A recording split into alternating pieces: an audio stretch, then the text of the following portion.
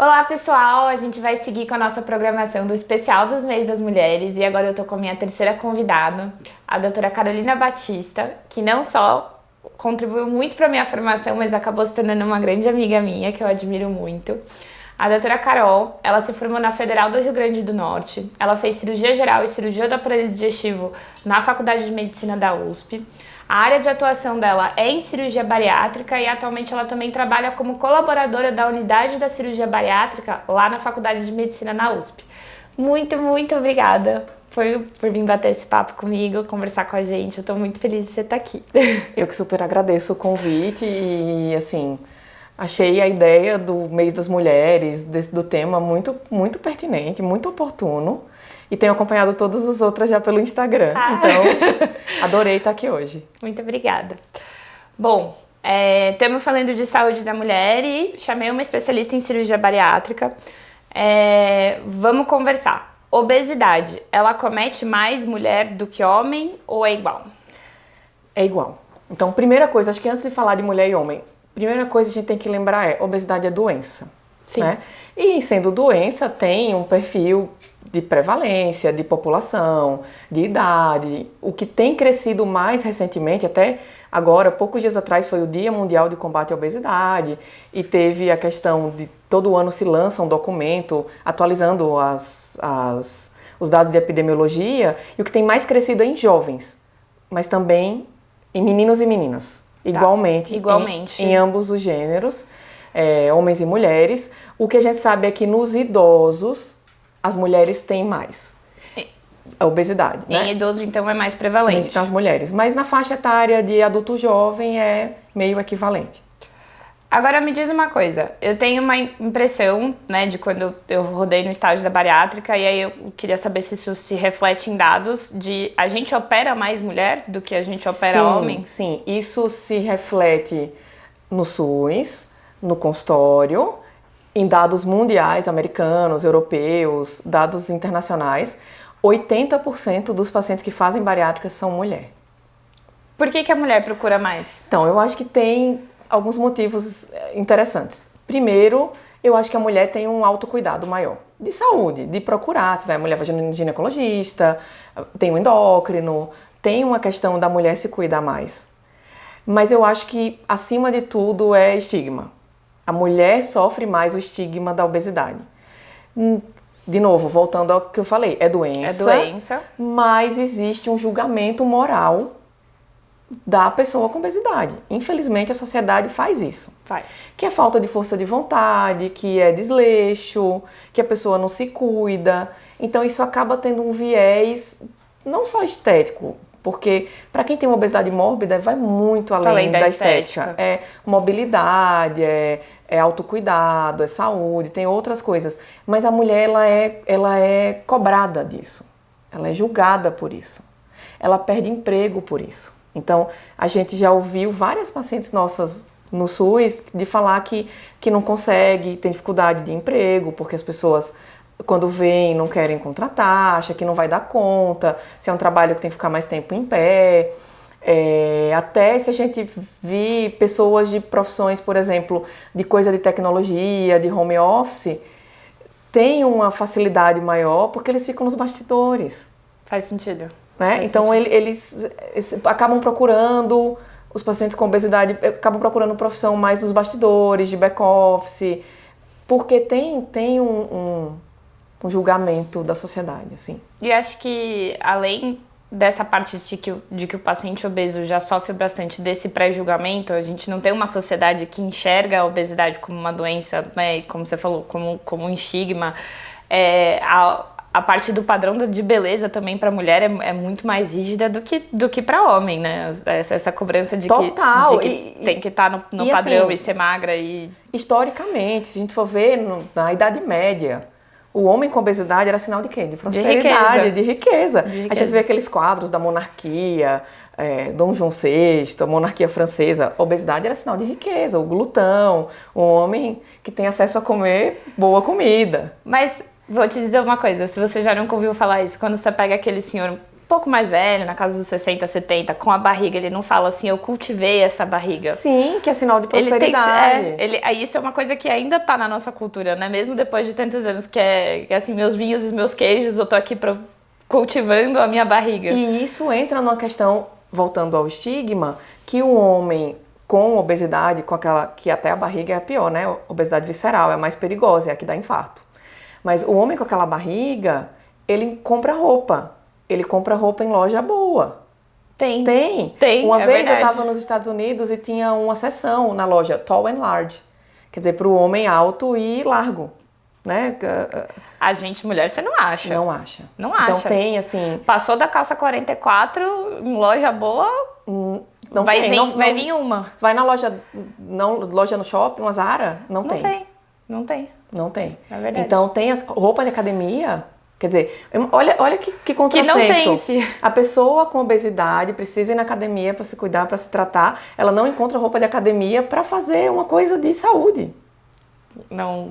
Então, claro, a gente quando opera, e não só quem opera, quem faz tratamento clínico de obesidade nos estágios menos graves, essas pequenas conquistas do dia a dia de conseguir passar na catraca do metrô, sentar num avião sem constrangimento do vizinho, amarrar a toalha, cruzar a perna, comprar roupa de academia na loja com as amigas, que todo mundo compra. São pequenas coisas que viram qualidade de vida. Não. Ganho que você nem pondera isso quando você está operando.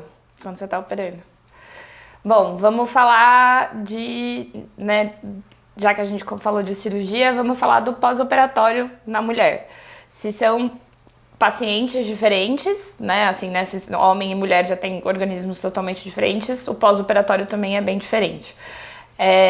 Primeira coisa que frequentemente as pacientes mais jovens perguntam pra gente: operei, posso engravidar depois? Qual que é o momento para engravidar depois que eu operei?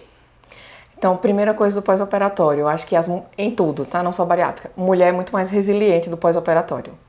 Então tem menos qualquer cirurgia, essa é batata. Homem reclama muito. Não reclama, sofre. Homem sofre. Do fundo do coração. Do fundo do coração. É um sofrimento verdadeiro. É que a experiência de dor é diferente entre as pessoas. E a mulher tem mais resistência, né? Então, assim, o pós-operatório precoce, realmente as mulheres encaram melhor. De dor, que da cirurgia dá muito pouco, né? Toma dipirona. De dor, de dieta, o primeiro mês é limitante, aquela transição das várias fases da dieta. Então a mulher tem mais resiliência, eu acho, para isso.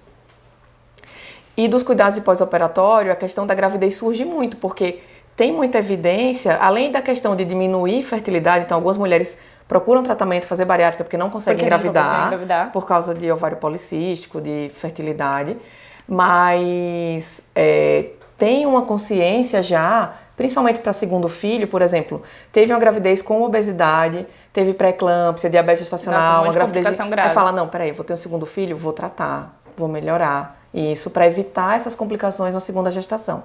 Então a gente recomenda 12 a 18 meses.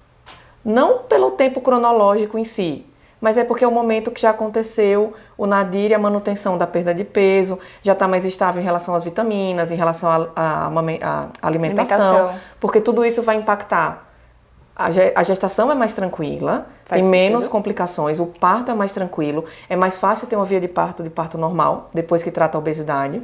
Se fizer cesárea tem menor risco de complicação, mas tem questão de dificuldade de amamentação.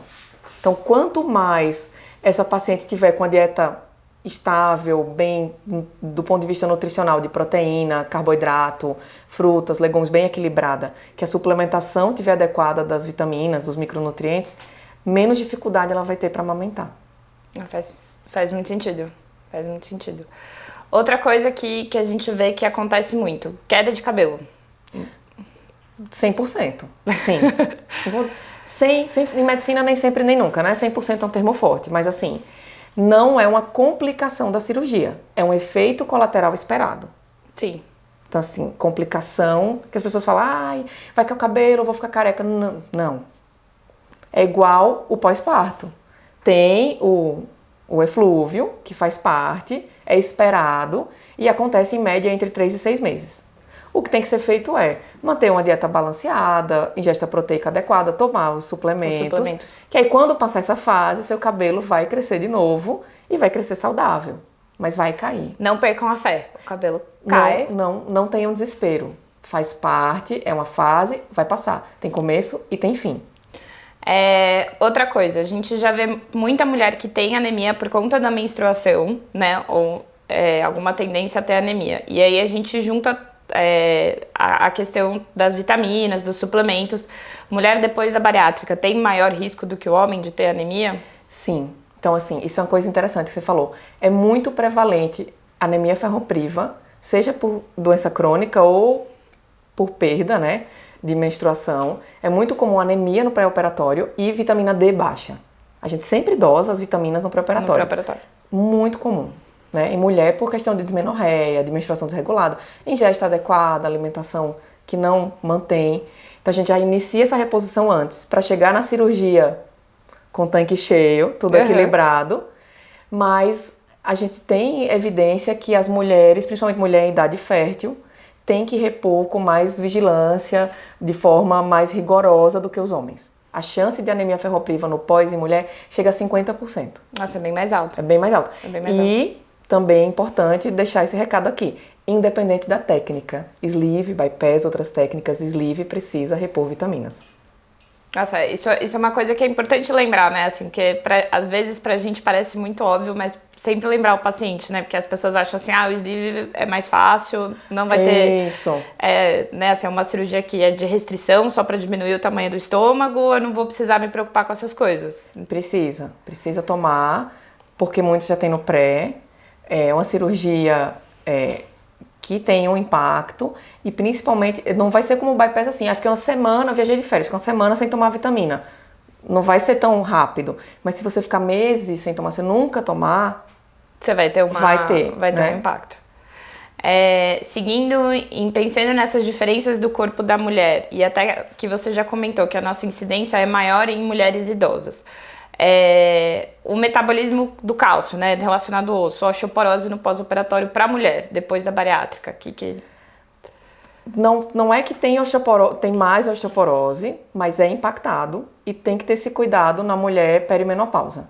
Em ambas as técnicas também, né? E outra coisa que é importante a gente lembrar, não vai tomar, as pessoas acham que vai tomar as vitaminas no primeiro ano enquanto está emagrecendo. Não, é para sempre. Quando eu falo para sempre, as pessoas ficam meio chocadas. Falo, é para sempre. Né? Porque precisa para sempre. Não adianta eu ser negligente e falar assim, não, só esses 6 meses, depois não precisa, aí volta daqui a um ano com osteoporose, com problema. Então, precisa para ambas as técnicas, tem um maior risco de afetar o metabolismo ósseo, mas olha que interessante, pegando longo prazo, 5 anos, bypass está mais alterado do que sleeve, se a gente pegar os exames, cálcio, vitamina D e tal, bypass está mais alterado do que sleeve, mas em ambas as cirurgias está melhor do que antes da bariátrica. Ou seja, já tinha tudo baixo da própria doença crônica, da obesidade, das comorbidades, da faixa etária, da alimentação. Então, mesmo uma técnica afetando mais que a outra, porque o bypass tem o desvio intestinal, ambos os grupos estavam melhor do que eles no pós-operatório, no pré-operatório, né? Então, você vê como a reposição era necessária de todo jeito. É isso, a mulher ela tem que se preocupar, né, no pós-menopausa com essa parte da reposição do cálcio e da vitamina D, e essa preocupação ela vai se manter no pós-operatório. Mas isso me fez refletir uma coisa que é interessante, assim, como o resultado da bariátrica gera um ciclo virtuoso de autocuidado. Então, era aquela pessoa com um monte de doença, que tomava um caminhão de comprimido, que ia para academia e não via resultado, que fazia dieta e não via resultado, e de repente as coisas começam a funcionar, porque a cirurgia dá aquele empurrão inicial e depois a sua manutenção fica muito mais fácil. Claro, existe um esforço para manutenção, de seguir uma dieta balanceada, fazer exercício físico, tomar os suplementos. A cirurgia não vai funcionar sozinha. Mas quando aquilo começa a funcionar, todo o resto ajuda, e aí começa a tomar mais cuidado com a reposição das vitaminas, começa a tomar mais cuidado de check-up com ginecologista, começa a tomar mais cuidado de check-up com mamografia. tudo funciona melhor porque diminui o constrangimento, facilita o acesso. Tem uma coisa muito impactante, assim, até pegando a questão da saúde da mulher, que mulheres com obesidade fazem menos check-up de câncer. Elas fazem menos mamografia, fazem menos colono, menos Papa Nicolau, do que as mulheres sem obesidade. E os motivos são vários. Desde constrangimento, não quer mostrar o corpo, enfim, como questão de acesso mesmo, vai na consulta com o médico, é tanto problema de saúde para resolver que aquilo que o check-up deixa de ser prioridade. Deixa de ser prioridade, vai tratar a diabetes, a pressão alta, o peso, e o check-up vai sendo deixado de lado e tem um atraso nisso aí, no rastreio. Você vê como um único procedimento impacta tanto, né? Eu acho que isso foi uma das coisas mais legais de quando eu rodei no estágio da bariátrica, na residência, né? É você ver que, e mesmo de curto prazo, mesmo nessa perda precoce, assim, a gente acaba na residência que a gente não vê tanto esse pós-operatório tardio, mas eu acho que são os pacientes que foi mais gratificante atender. Inclusive, são os pacientes que mais me mandam mensagem, até hoje, pra falar assim, ó, eu sigo na perda de peso, assim, todos, eu acho isso tão gostoso. E é legal isso na rede social, né? Eles mandam foto, e querem mostrar, ficam porque satisfeitos. É isso que você falou, as conquistas, né? Então, aqueles 5 quilos é isso, são as pequenas mudanças na qualidade de vida e já são grandes conquistas para esse paciente e é muito, eu acho isso muito gostoso. E no assim. cenário de SUS, e você vai lembrar isso da residência, como a cirurgia bariátrica vira uma condição para dar acesso a outros tratamentos, casos dramáticos. Precisa para fazer um transplante. Sim. Precisa para entrar na ressonância para fazer acompanhamento pós-tratamento de um câncer. Não, a gente, inúmeros, né? Assim, acho que do meu estágio, assim, uma paciente muito querida, aquela da hernia diafragmática, né? Que inclusive vai conseguir operar. Então, são, né, várias outras que gera, de novo, um ciclo virtuoso de cuidado de saúde. Cuidado do paciente. Através da bariátrica, ela pôde tratar a obesidade, deu condição e saúde para ela fazer o tratamento de outra doença. De outra doença. Que estava aquilo parado. Acho que, né, seguindo nessa linha, e também puxando a questão do padrão, às vezes, acho que é importante a gente falar o que é uma bariátrica que deu certo. Né? Às vezes a paciente com obesidade muito grave, como a gente vê, às vezes ela tem essa expectativa de chegar no padrão de beleza da nossa sociedade. Então, eu queria que você contasse um pouco pra gente o que é a bariátrica que a gente considerou que deu certo. Ótimo. Essa pergunta é muito boa, porque existe isso de uma cobrança, não só da sociedade, mas de uma autocobrança. Assim, eu quero ter o peso que eu tinha aos 18 anos. Eu também queria, mas não vai dar mais. Quando eu falo isso... Vamos falar sobre isso. Quando eu falo isso na consulta, já desmonta, porque eu falo, eu também queria, mas não vai dar mais. Por quê? Porque o nosso corpo ele tem uma história de saúde, de doença, de gravidez, de parto, de outras cirurgias, de tudo que aconteceu, de idade, de menopausa, enfim. Então, assim, o corpo da mulher ele tem uma história. Então, não adianta se apegar ao peso, né? Mas, assim, uma bariátrica que deu certo. Então, vamos começar do começo. Primeira coisa, em média, 2 dias de internação hospitalar. Esse é o normal para o pós-operatório. De perda, complicações graves, menos que 1%. Complicação grave é o quê? Uma fístula, um sangramento, ir para UTI, precisar reoperar. É uma cirurgia muito segura. Né? Muito segura. A gente tem na memória, e a rede social, a gente como médico tem na memória os casos graves. Para os pacientes, usa-se muito a rede social. A rede social amplifica os extremos. Amplifica os extremos para ambos os lados. Então, aquela moça que operou e virou maratonista, Ironman, modelo, Miss, enfim, e aquela outra que tem um monte de complicação. Aquilo ali são os extremos. 98% está vivendo muito bem, obrigada. Né? Sim. Com relação à perda de peso, então, assim, tem uma coisa meio esperada. Com 1 mês de pós-operatório, espera-se uma perda de 10%. Aqui eu vou falar sempre em perda de peso total. A gente tem muito o conceito de perda do excesso de peso. A perda do excesso de peso tem caído em desuso. Primeiro, porque é difícil calcular. Você precisa de um Excel, de um aplicativo, de alguma coisa. Segundo, porque ela usa um valor injusto, que é o peso ideal para a sua estatura. Então, a sua estatura é diferente da minha. Mas também eu não posso pegar uma mulher com 120 quilos, uma tem 1,70 m, a outra tem 1,50 m, E achar que a história vai ser a mesma. Ou duas mulheres de 1,5 m, uma tem 90 quilos, a outra tem 120 quilos. A gente também não vai chegar no mesmo resultado. Então não adianta comparar pessoas com estaturas e idades diferentes. Então tem se usado muito a perda de peso total, que é fácil de calcular. É muito mais fácil. Você pega o seu peso pré menos o seu peso atual, dividido pelo seu peso pré-operatório. Então, para um mês, a média é 10%. Entre 3 e 6 meses, 20%. Entre 9 e 12 meses, 30%. Tem gente que chega em 35%, tem gente que chega em 40%. Mas o que a gente considera sucesso? Então, bom resultado não foi perda insuficiente, você perder mais que 20% da perda total, que é o que a gente usava antes, 50% do excesso. Do excesso. Média de resultado, 30% do peso total, que a gente usava antes, 70% do excesso. Do excesso. Só que o cálculo do excesso não é fácil. E é isso, você começa a considerar como base o peso ideal pela altura, que é injusto, não considera o peso, a história de onde você saiu. Está fazendo um cálculo baseado na sua estatura. Então, nos pacientes, você deve lembrar isso também, a gente vê mais isso no SUS, pessoas com super obesidade, que é o quê? O IMC acima de 50. O IMC acima de 50, ele fica muito distorcido no excesso. Você não espera que alguém, no cálculo da perda do excesso, você não espera que alguém com, vamos pegar assim, ó, a pessoa tinha 150 quilos, ela perdeu 50, ela chegou em 100. Então ela perdeu 30% do peso total. Resultado excepcional. Ótimo. Mas se você for calcular no peso ideal, se ela tinha 1,60 m, talvez o peso ideal dela seja 60 quilos. Sim.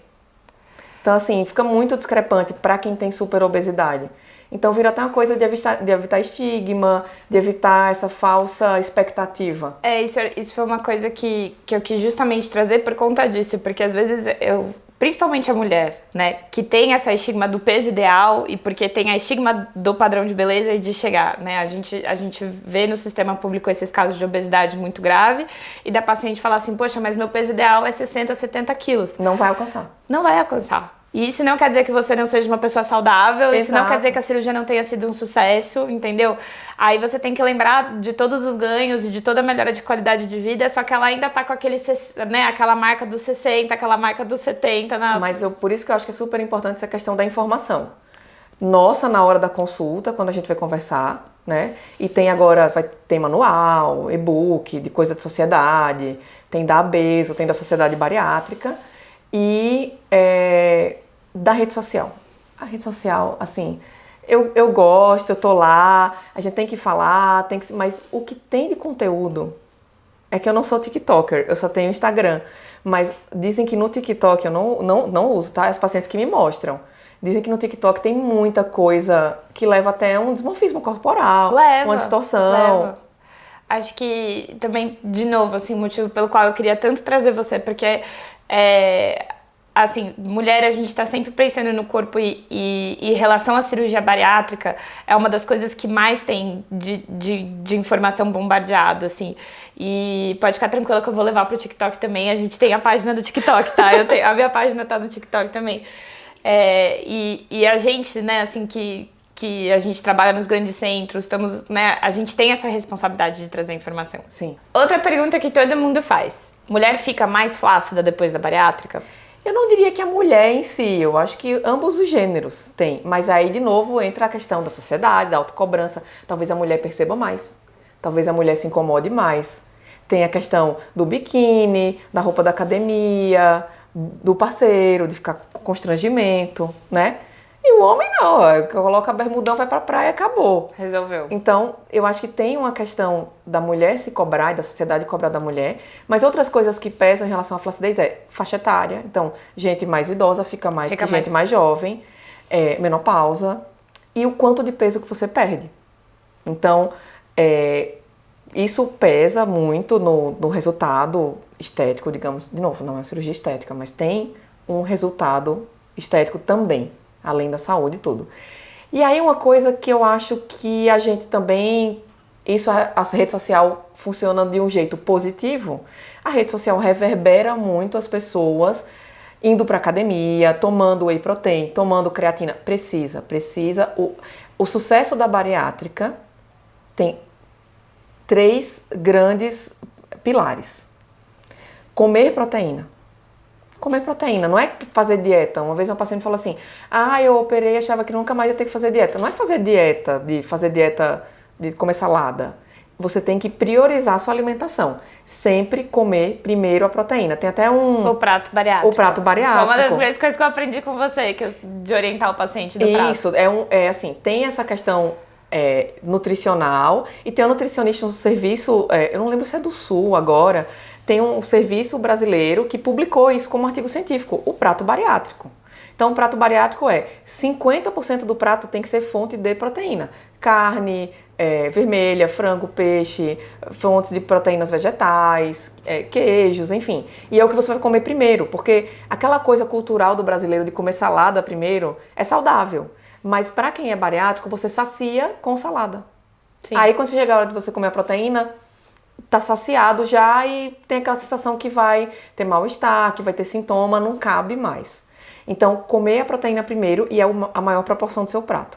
Então, a questão da flacidez, e hoje em dia isso se facilita muito, se a gente pegar 10, 15, 20 anos atrás, não tinha whey protein como você compra na internet e chega no mesmo dia na sua casa. Com opção de sabor, leve, que não pesa, você mistura com fruta, com iogurte, com qualquer coisa, faz um brownie, né? Tem um monte de receitinha na internet. Sim.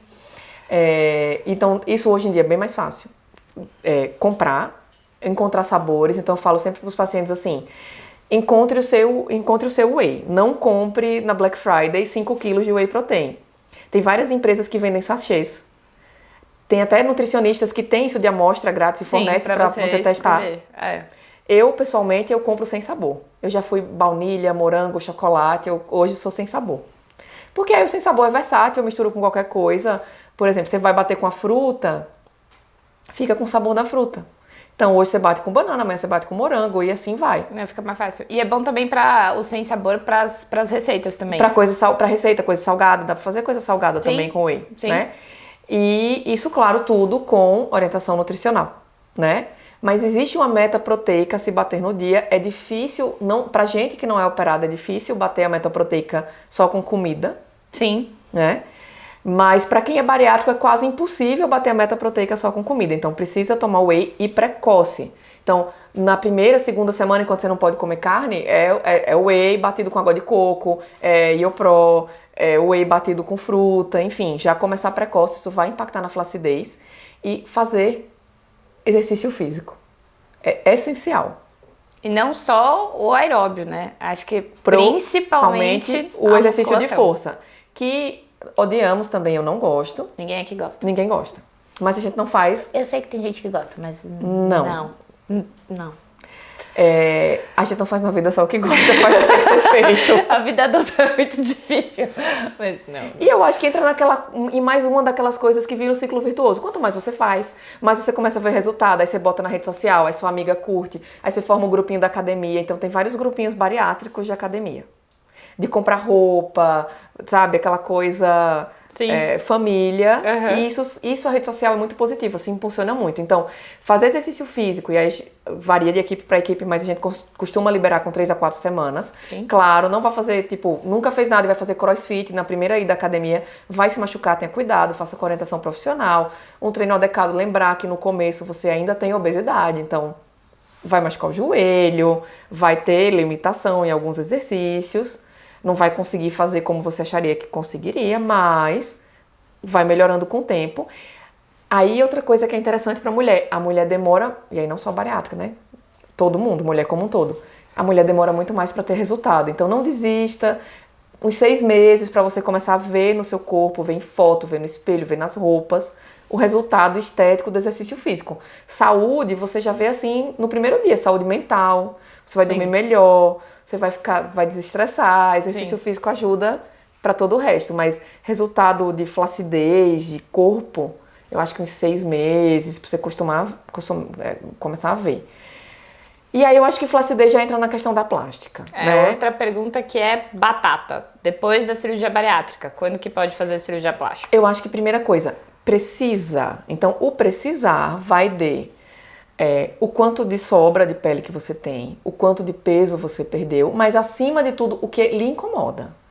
A cirurgia plástica é grande, assim, é um pós-operatório grande, é uma cirurgia com incisão grande, então tem que ver o que compensa pra você, às vezes, e até assim, não entra naquelas coisas de pacotão de fazer plástica de tudo. Às vezes, a barriga pra você não tá incomodando, a academia ajudou, você tinha pouco, era mais aquela obesidade, mais quadril, às vezes quer fazer sua mama, tá tudo bem, acho que ponderar, também ter a expectativa de que não vai ser igual quando você tinha 18 anos, né?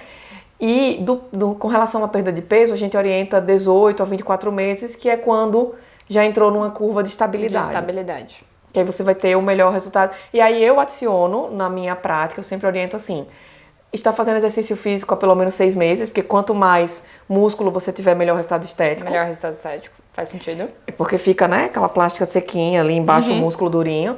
E está com as vitaminas, os exames todos em dia. Evitar também qualquer complicação, né? Não faz sentido também, né? Vai ter um pós-operatório muito mais tranquilo, da plástica. Faz sentido. Agora, outra coisa que eu já vi na internet, e aí a gente quer conversar também, é bariátrica dá divórcio? Dá.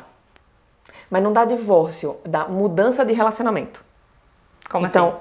Pessoas que eram solteiras passam a ter novos relacionamentos e casarem. E algumas pessoas que eram casadas se divorciam. Então, não é que dá divórcio.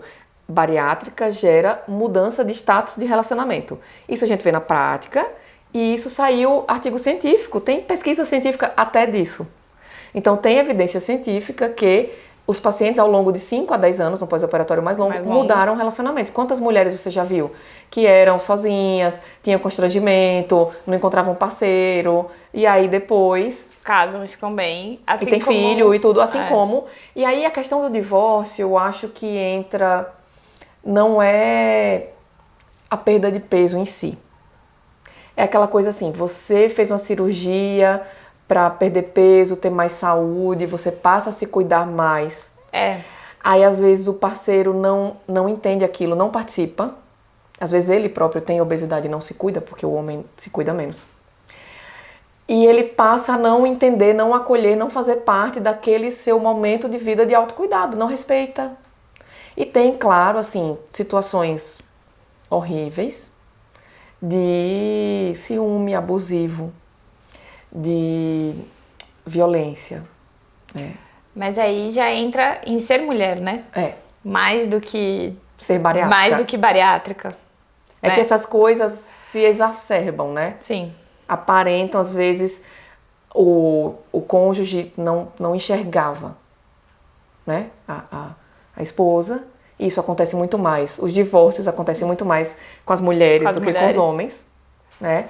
E aí, com a bariátrica, ela porque é isso, assim, é uma mulher que ela passa a se enxergar, né? Sim. Ela volta a se cuidar, ela volta, e quando ela volta a ter autoestima. Quando ela passa a se enxergar, ela passa a ser enxergada pelos outros. E aí, tem gente que não sabe lidar com isso. Não. Né? Aí não é... Aí, igual você falou, né? Dessa questão de ser mais... Por outro lado, aí não vamos ficar igual na rede social só falando dos extremos, da parte ruim, do que acontece.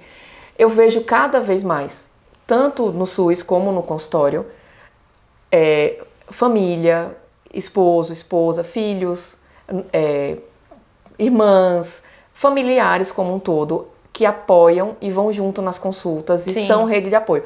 Isso é muito importante falar. A gente fala muito na questão da mulher, da rede de apoio na gravidez, no pós-parto, precisa de uma rede de apoio pós-bariátrica. Que é quem vai lhe acolher no pós-operatório, que é quem vai lhe estimular a ir para academia naquele dia que você não quer. Então, eu me lembro muito, assim, tem uma paciente minha que ela sempre vai nas consultas com o marido, e ele é parceiro em tudo, assim, de provar whey. Os que ela não gosta, não joga nada fora, ele fica com tudo. Ele que fica com o whey ruim.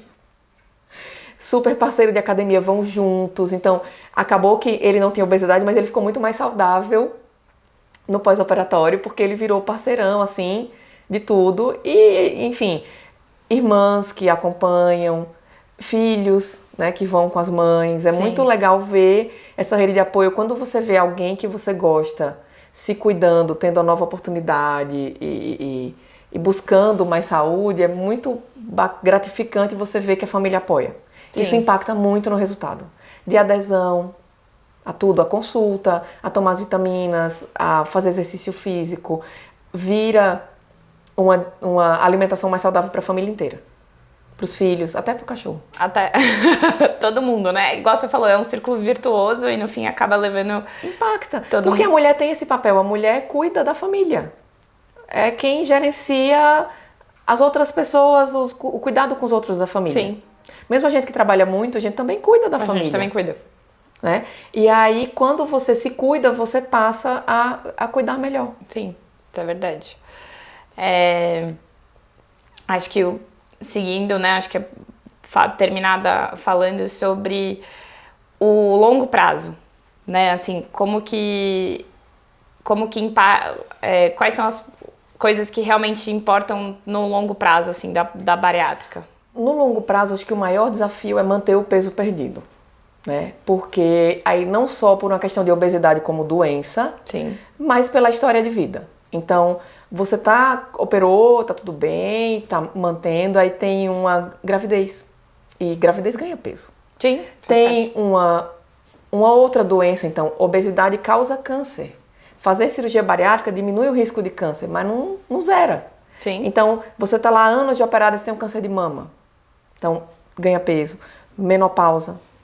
E os cuidados de alimentação mesmo. Tem aquela lua de mel, né? Tem a lua de mel da bariátrica, os primeiros 2 anos. Que você tá perdendo peso e tá tendo aquele resultado excepcional e tal.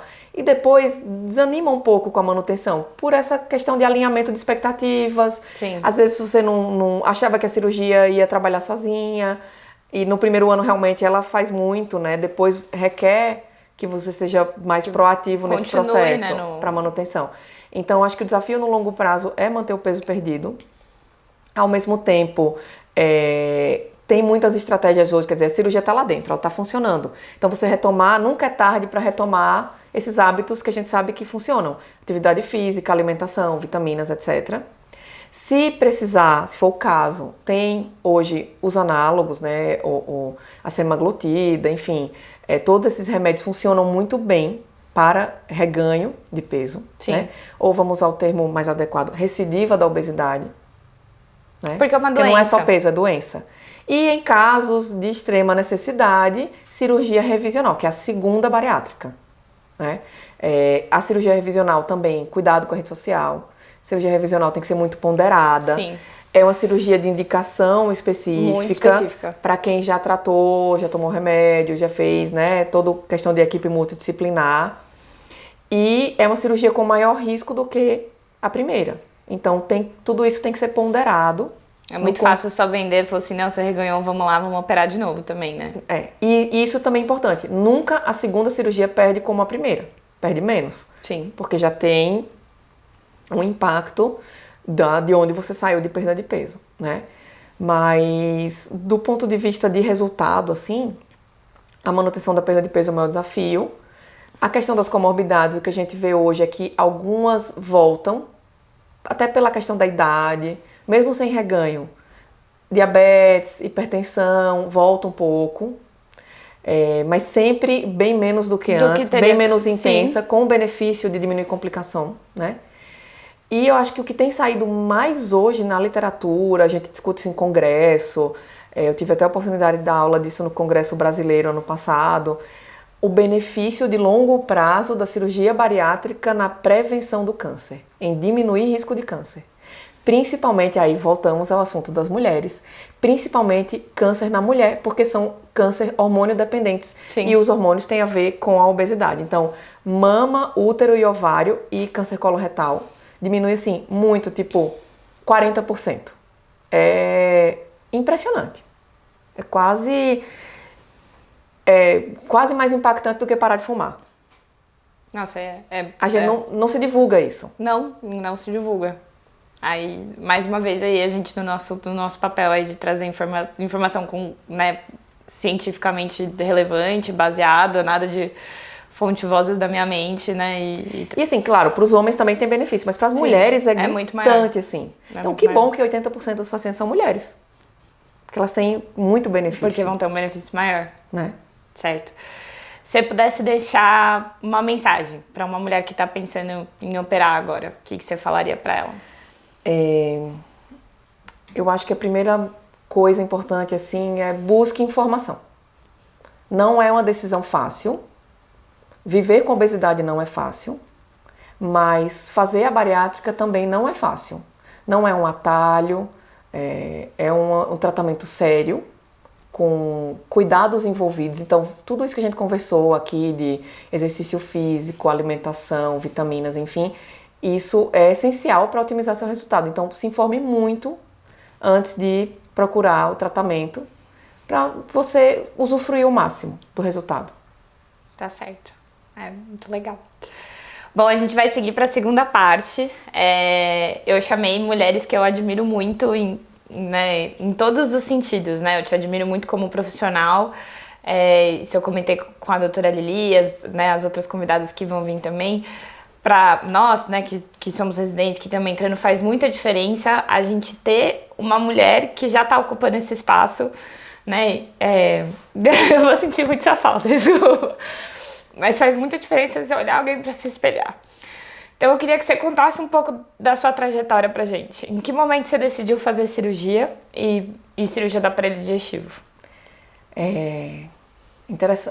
Interessante lembrar disso, né? Primeira coisa, você não é mais residente. Acabou, você venceu.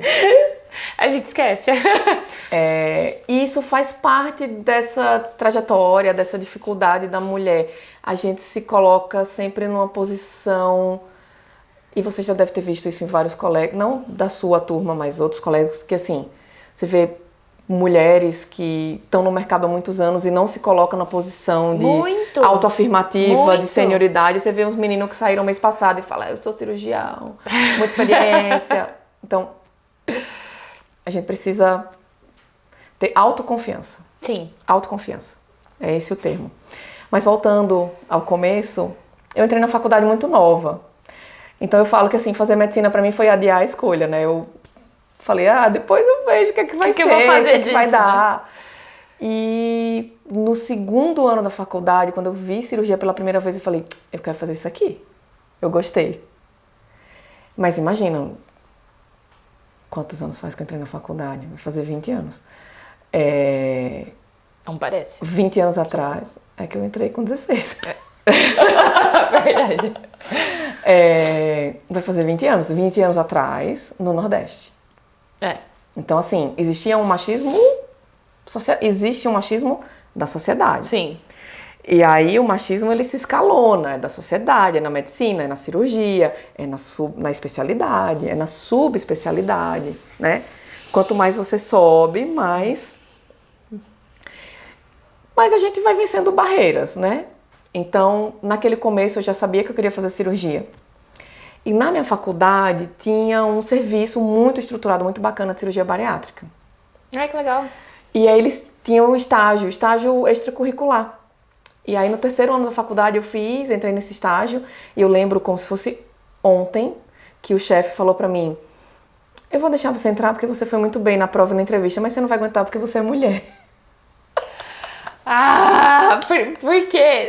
Acho que eu não tem nenhuma de nós que não tenha ouvido isso em algum momento da vida. Mas eu acho que naquela época eu nem tinha essa percepção, que era uma menina Sim. Com 18 anos, era uma menina. Eu não tinha essa percepção, mas hoje eu tenho muito mais resiliência para encarar isso como eu encarei naquela época, mas hoje eu sei interpretar, né? Sim. Eu encarei isso como um desafio. Falei, eu vou provar para ele que não. Igual o livro da doutora Angelita, não aceite não como resposta. Sim. Eu vou provar pra ele que não. E hoje ele é uma pessoa super querida, que eu me dou muito bem. E que hoje ele faz questão de contar essa história pra mostrar que ele foi... Ai, que legal. Mas que legal surpreendido. Que ele teve essa percepção. Né? Que ele foi surpreendido. E depois de mim, entraram várias outras meninas na faculdade, no estágio. Então, quer dizer, eu acho que a questão da trajetória da mulher... a gente tem que abrir portas. Sim. Menores que sejam.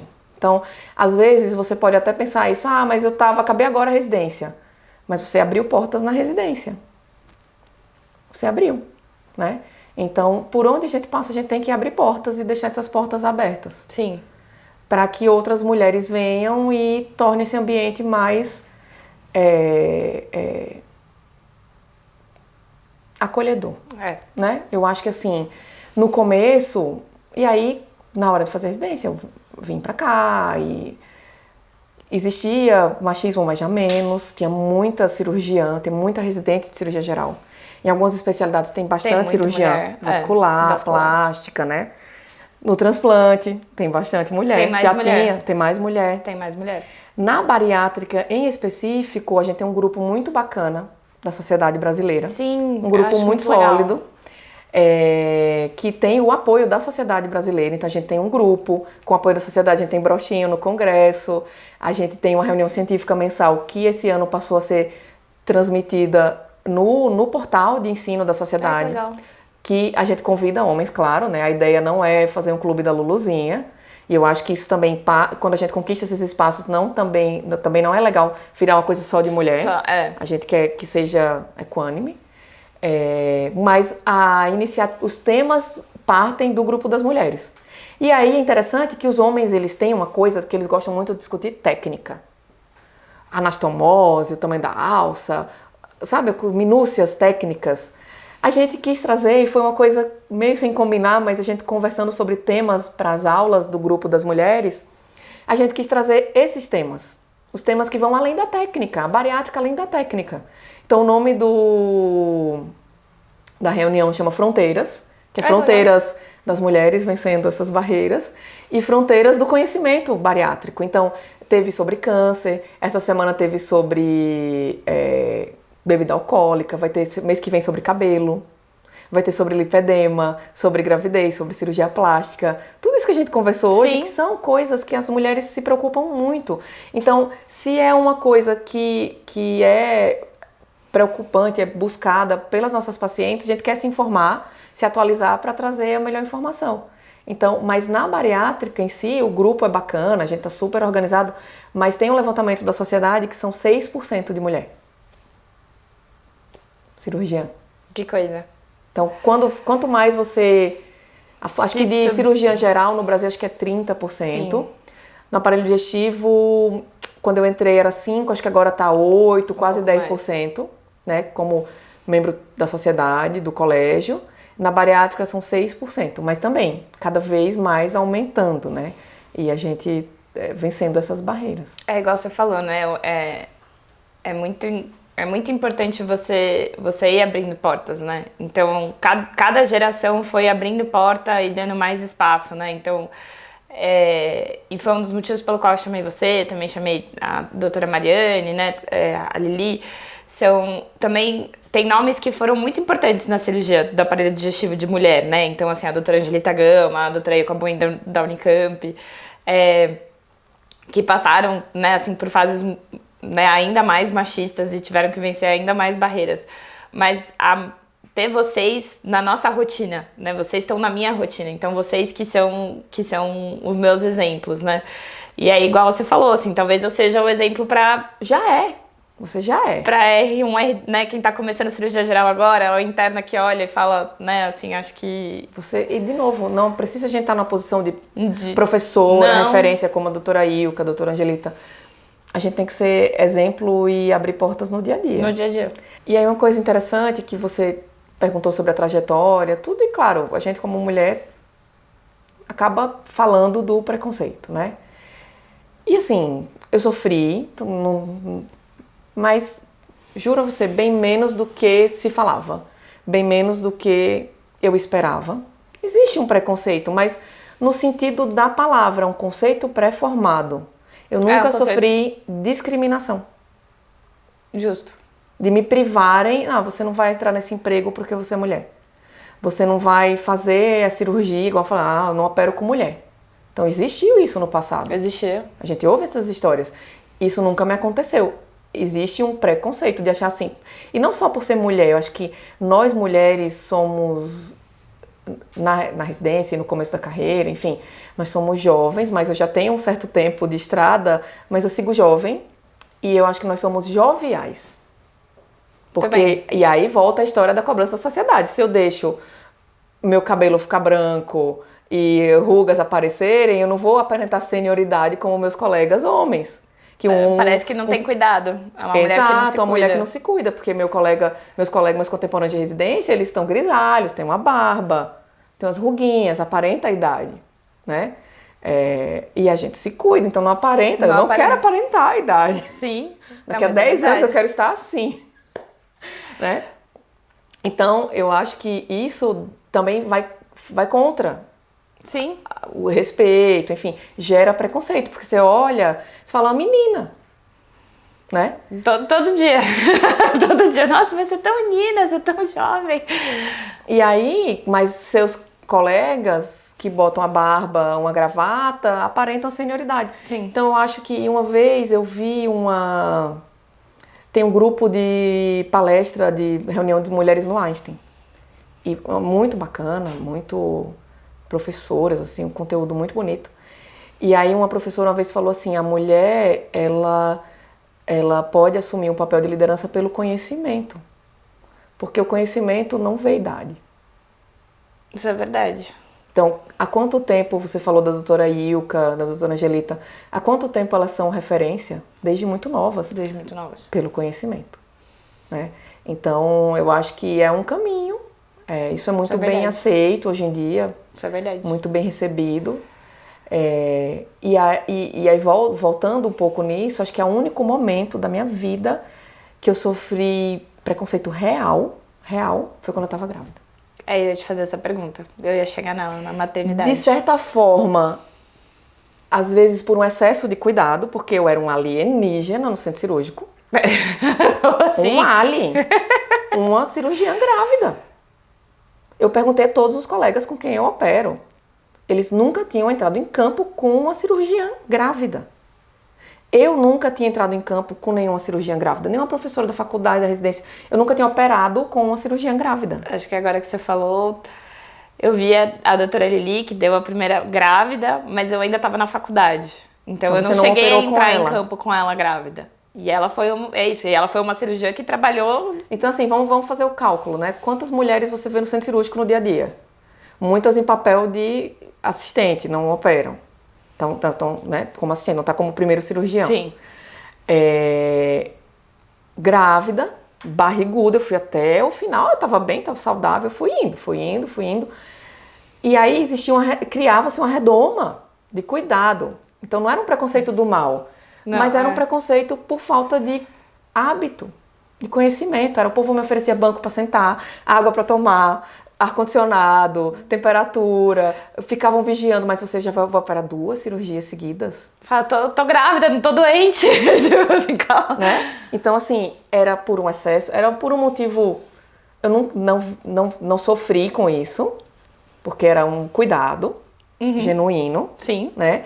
Mas é um preconceito que vem da falta de hábito, né? Sim. Que é uma coisa que a gente vamos tem pegar muito um outro exemplo. Existe um etarismo na sociedade. Não existe tanto etarismo na cirurgia. Você vê um monte de cirurgião idoso, sênior. Fica o povo oferecendo banquinho para eles sentarem, água para eles tomarem. Não. Fica. Vai ser visto como uma coisa ofensiva, Sim. preconceituosa, um etarismo, né? Mas era essa redoma da gravidez por falta de hábito. Isso é verdade. Nunca tinha parado pra pensar. Teve uma vez que a gente conversou sobre isso e eu achei muito legal porque eu nunca tinha tido essa visão, que foi como você se programou para poder ter o Dudu, né? Que você precisou pensar em qual foi o momento estratégico, assim. Aí conta pra gente, assim, porque acho que foi uma coisa que eu não tinha parado pra pensar antes e que... Eu acho que primeira coisa é o planejamento familiar, do timing, né? Eu falo que minha experiência na faculdade, de entrar muito nova, naquela época não foi legal. Eu era muito nova, eu era uma criança. Mas a médio prazo isso virou a meu favor, porque eu pude com, assim, mais de 10 anos de formada, já estava com a estabilidade de emprego, acadêmica, já tinha terminado a residência há muitos anos, né? Financeira, de dizer, não, agora eu vou me planejar, me organizar para engravidar. E eu ainda tinha, cronologicamente, óvulos. Né? Mas a gente sabe que isso, com a formação médica ficando cada vez mais longa, a residência só aumenta o tempo, 3 anos, 5 anos, 6 anos. A questão de entrar no vestibular também está cada vez mais concorrido. E que você termina a sua formação com quase 35 anos, né? Então, a mulher tem um tempo. Então, acho que, primeiro, essa cronologia, se você não tem idade, pense em congelar óvulos, converse com seu ginecologista, né, para quem pensa nisso. E um planejamento financeiro. Eu não tinha... A maioria dos nossos vínculos de trabalho não eram CLT, né? Era profissional liberal. Então eu me organizei, porque eu também... mas você é casado, você tem seu marido. Sim, mas eu não quero que meu marido fique sobrecarregado. Se a gente trabalhava junto e dividia as contas da casa, eu não quero que agora ele assuma um papel sobrecarregado de sustentar Sim. tudo sozinho. E ele também não aproveite a paternidade dele. Faz parte de combater o preconceito, entender que o filho não é só da mãe. Sim. É do pai também. Então, também não quero que ele fique lá trabalhando para pagar as contas, né? Então, vamos a se gente se programar planejou para os dois junto poderem... para que eu ficasse... aí eu fiquei 3 meses afastada total. E entre 3 e 6 meses eu voltei assim, eu trabalhava só um turno. Ou uma manhã, ou uma tarde. E eu fui levando. Acho que o que dá angústia é que você... Aí entra a questão de não ter parâmetro. Você não tem com quem conversar, para quem perguntar. A gente tem tão poucas colegas que tiveram filhos. Sim. E em situações tão díspares, assim. A gente tem muita colega na vascular, muita cirurgiã mulher, que tem filho. Mas a vascular faz consultório, faz varizes no consultório, faz ultrassom Doppler, opera sentada. É muito diferente da gente. Sim. Eu ia operar vesícula e eu tinha que sempre combinar com quem ia entrar comigo que eu ia sair da sala para a pessoa fazer a escopia para mim. Porque eu não ia vestir um avental de chumbo também grávida, porque é pesado, faz calor e tem vazamento, né? Sim. Então, assim, você tem um planejamento técnico, não pode fazer anestesia inalatória. Eu estava fazendo o treinamento da robótica e eu tive que interromper minha certificação porque no final da gravidez eu não cabia no robô por causa da barra. Mas sabe, foi uma coisa que a gente conversando agora do centro cirúrgico, que eu parei pra pensar, que eu falei assim, gente, e laparoscopia, você tá com o barrigão, não atrapalha. Aí cirurgia aberta, tipo... Opera de lado. Né, assim, não parei pra pensar nisso. Eu não sei como é transplante, que é a cirurgia mais demorada, mas assim, isso pra Lili, coisa menor, né, uma hernia inguinal, alguma coisa aberta assim, uma laparotomia rápida, vai. Mas transplante tem uma dificuldade, né? Pois é, e isso que a Lili trabalhou a doutora Lili trabalhou até o fim da gestação também. Não perguntou isso pra ela, vou perguntar agora que eu fiquei curiosa. Cuidados, aí também tem os cuidados de saúde, né? Assim, se hidratar bem, se alimentar bem, fazer intervalo, respeitar um pouco mais seu corpo, que a gente não respeita, né? Não, a gente, né, o cirurgião não só homem ou mulher, a gente não se respeita. Não se respeita. Meia compressiva. Sim. Sapato confortável. Eu tinha todos esses cuidados pra passar bem o dia cirúrgico. E foi tudo bem. O que eu mais sofri foi calor. Eu passava muito calor, porque meu final da gestação foi no verão. Aí aí tinha um ventiladorzinho só pra mim, assim. Pegava aquela maquininha da manta térmica, ligava no frio e deixava em mim. Nossa, genial. Tá vendo? Por isso que você falou a diferença de você ter alguém pra poder conversar, né? Porque quando a gente for passar, a pessoa poder compartilhar, né, como foi a experiência dela. Você é uma leitora voraz. Você sempre posta várias... Fui. Agora sou menos, mas estou voltando. Você tá no processo, tem várias coisas acontecendo, né? Mas você sempre tem várias indicações de livro e, né, a gente até conversou no começo do ano das nossas metas de leituras aí ao longo do ano. Um livro que você acha que toda mulher deve ler? Um só é difícil, eu não consigo dizer um só. Tá bom. Alguns. 3? Alguns. 4? 3. A biografia da Michelle Obama. Muito boa, muito boa. No sentido de que eu acho que a história de vida dela é mais bacana que a do Barack Obama. Como história de família. Ela tem uma formação acadêmica profissional top. Do ponto de vista de trabalho, ela tinha emprego melhor do que ele. Nossa, eu não sei. É pra você ver, tá vendo? A estrutura é tão... Você nem sabe, eu não sabia. Porque isso que é bacana, a gente a conheceu na mídia como uma mulher em segundo plano, como a primeira dama. Mas ele estava ali porque ela impulsionou. Entendi. A estrutura familiar, a história de vida dela, tudo que ela fez. E ela foi uma primeira dama muito ativa. Foi. Porque ela tem um background de trabalho, de formação, assim, impressionante. E é autobiografia. Se você gosta de ler em inglês, eu recomendo ouvir o audiobook, porque é ela que narra. Olha que legal! Nossa, que capacidade de exposição também, né? Assim, de contar. Não, é impressionante. E outra coisa legal, que ela é de Chicago, e de família de descendente, né, afrodescendente, e eles têm uma coisa musical de jazz, de blues, que ela conta muito isso ao longo do livro. Não sabia. Essa parte cultural é muito bacana também. Então essa da Michelle Obama é muito boa.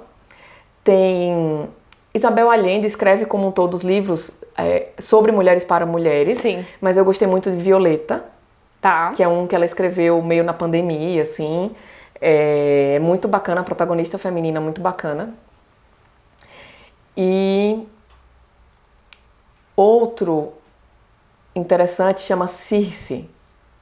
É uma escritora mulher também, e é um livro de mitologia grega, mas romanceado como uma história, romanceado com a voz de literatura atual. Fala sobre a história de Circe, que é uma deusa, que a gente não conhece tanto. Não. Mas ela está inserida em várias coisas da mitologia grega. E conta de um jeito muito... Aí você pensa no papel da mulher, e na mitologia, no mundo antigo. E é uma escritora mulher. Acho que mais do que ler livros sobre mulheres, eu sempre busco livros escritos por mulheres. Porque é outro também... coisa do machismo estrutural, que a gente pensa assim,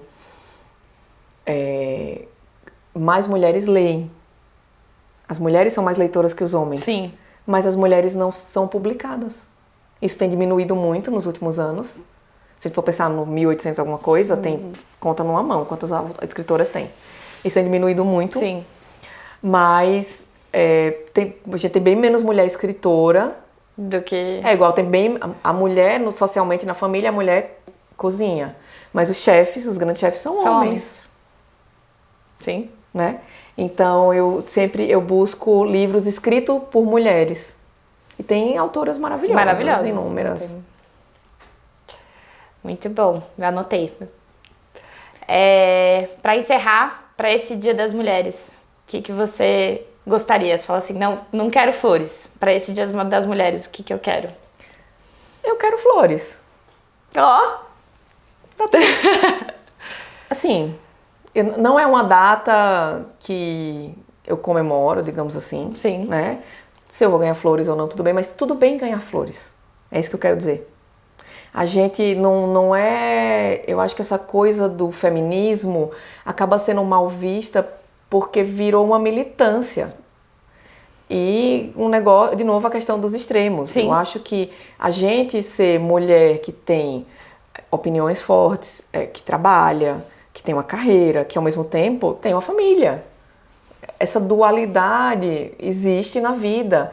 E também existe nas comemorações. Não é Sim. porque eu acho que a mulher tem que alcançar mais espaço na sociedade, no mercado de trabalho, enfim, que eu não quero ser bem tratada e bem cuidada e fiz a unha. E tudo bem receber flores. Não, foi muito bom. Obrigada, foi muito bom. Foi Obrigada. ótimo. Bom, a gente ainda continua esse mês com a programação dos Mês das Mulheres. A gente ainda tem mais 2 convidadas maravilhosas para conversar com a gente. Qualquer dúvida sobre cirurgia bariátrica ou também de outras coisas que a gente conversou, o contato da doutora Carolina está aqui embaixo. E livros? Os livros Dúvidas também. e livros. Os livros também. E continua aqui com a gente.